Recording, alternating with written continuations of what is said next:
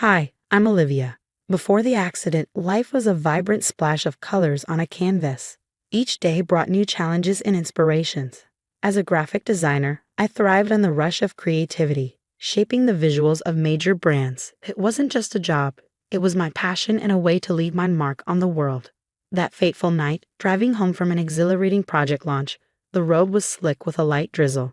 My phone buzzed incessantly, clients or friends congratulating me. I glanced at the screen for just a second, but it was enough. Tires screeched, the world spun, and then blackness. Waking up in the ICU felt like opening your eyes underwater. Everything was blurred and distant. Tubes and machines tethered me to life, each beep and hiss a stark reminder of how close I'd come to the edge. The sterile smell of antiseptic mixed with the low murmur of nurses at their station. "Hey Olivia, can you hear me?" Dr. Nathan's voice cut through the haze. It was a lifeline in the fog. I tried to nod, managing only a faint twitch of my lips.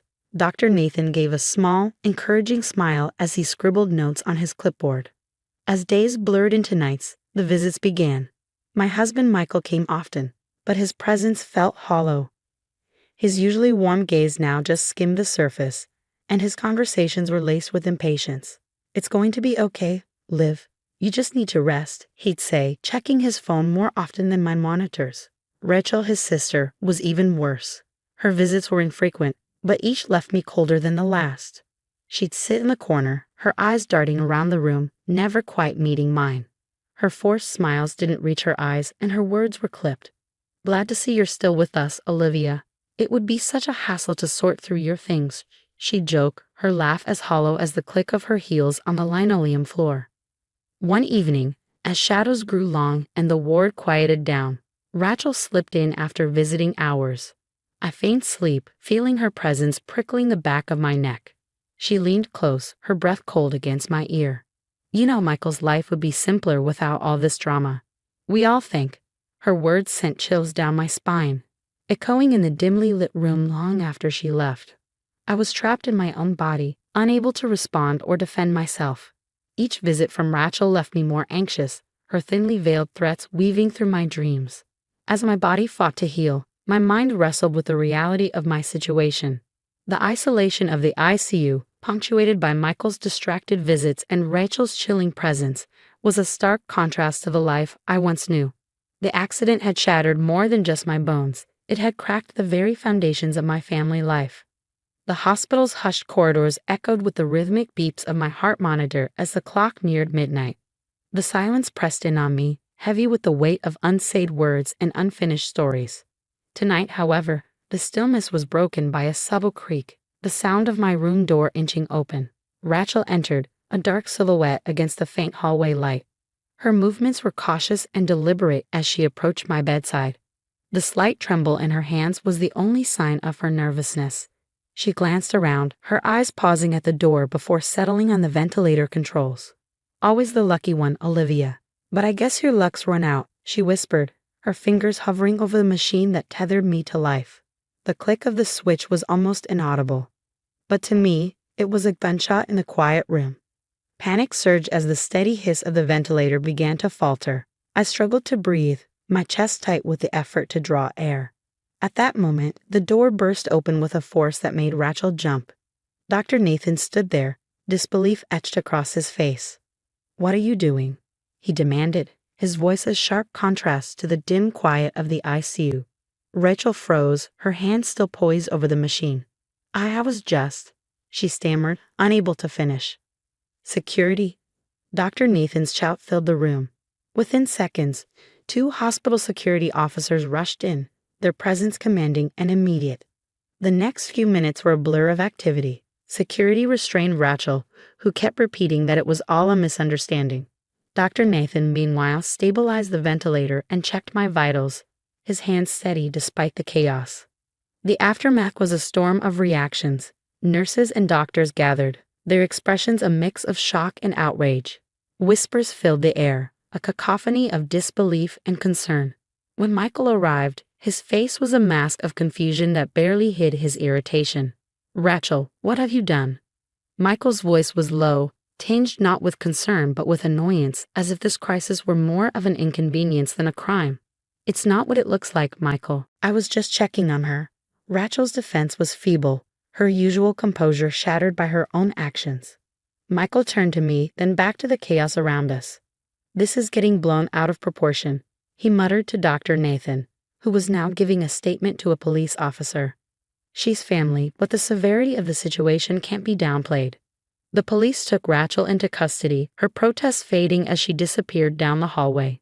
The room settled into a new silence, one that spoke of averted tragedy and lingering betrayals. Dr. Nathan sat beside me, his look of deep concern briefly replaced by relief. I realized this was a turning point. The false normalcy of my marriage and Rachel's facade of concern had been shattered by her actions. This was no longer just about recovery, it was about survival and justice. As the days turned into weeks in the ICU, my strength slowly returned. Each breath became less of a battle. But with physical recovery came a stark clarity about my marriage. Michael's visits had become perfunctory, our conversations shallow and strained. The night Rachel tried to end my life had cracked something fundamental between us. His inability to grasp the gravity of her actions spoke volumes.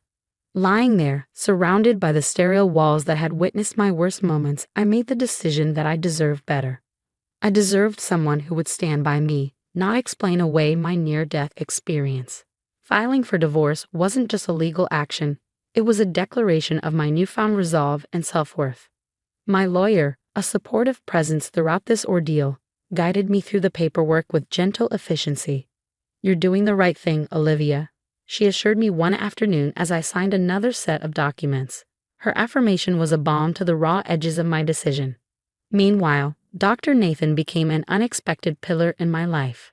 Our conversations, which had started with a focus on my health, branched into shared interests.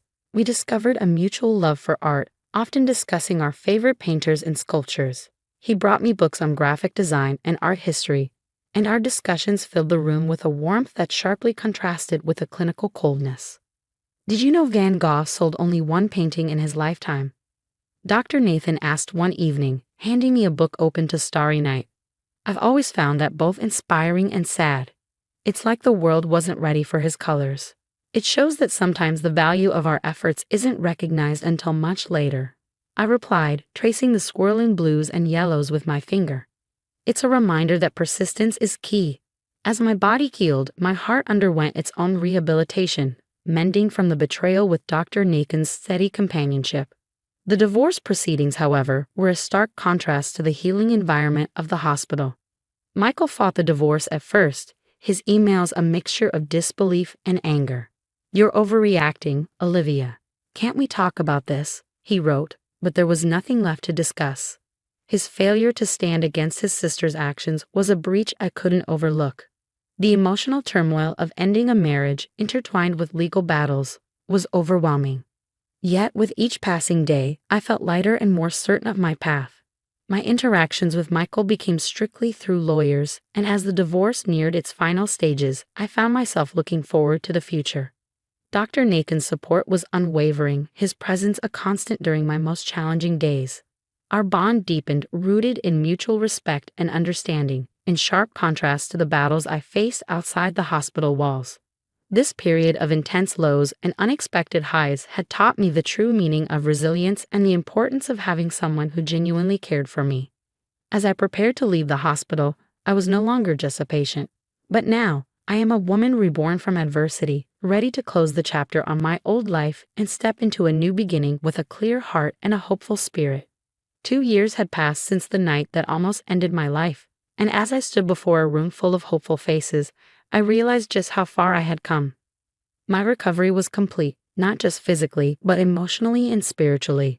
Beside me, Dr. Nathan, now simply Nathan, my partner in every sense, smiled encouragingly as we prepared to lead another session of our support group. This group represented more than just survival. It was about thriving beyond trauma.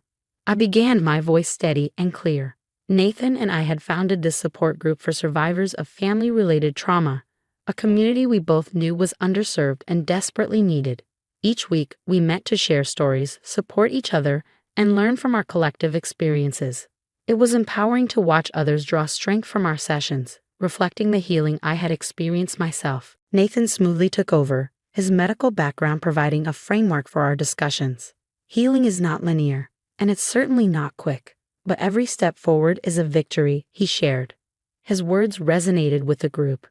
Our relationship had blossomed through shared goals and dreams, our love a natural progression from the deep bond we formed in the darkest days of my life. Later, as we walked through the park near our home, Nathan took my hand. His touch was familiar and warm. "You've turned your experience into something beautiful, Olivia. You've helped so many," he said, pride evident in his voice.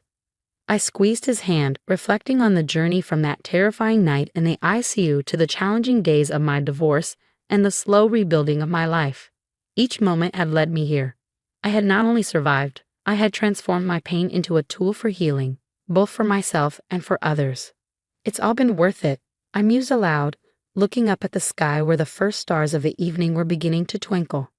The pain, the fight, the recovery. It all brought me here, to this new beginning with you, with our group. I feel like I'm exactly where I'm meant to be. Nathan smiled, his love for me as evident as the stars above. I can't imagine being anywhere else but here with you. Together we walked back home, our steps light and our hearts full. The challenges of the past were behind us, but they had shaped us and prepared us for a future filled with hope and new possibilities. My story was one of many, but it was mine to tell, a testament to the power of resilience, the importance of support, and the transformative magic of love. That's the end of my story. Now I have a question for you all. If you were in my shoes, would you be able to forgive someone who betrayed you during your most vulnerable moments, even if they were family? Share your thoughts and experiences in the comments below. If you found this story moving, please don't forget to like the video and subscribe to the channel for more stories like this. Your support helps us continue to share these important stories and build a community of strength and resilience.